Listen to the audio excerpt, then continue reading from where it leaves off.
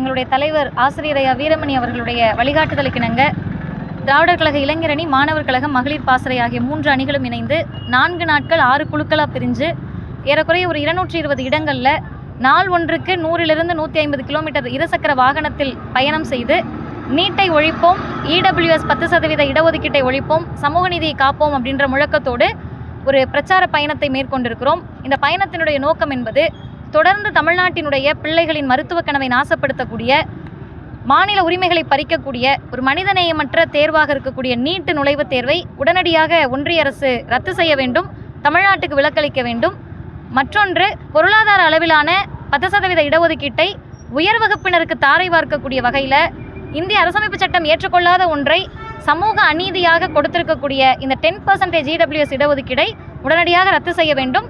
தமிழ்நாடு அரசு 10% EWS இடஒதுக்கீட்டை அமல்படுத்திவிடவே கூடாது என்பதற்காக தான் இந்த பயணம்.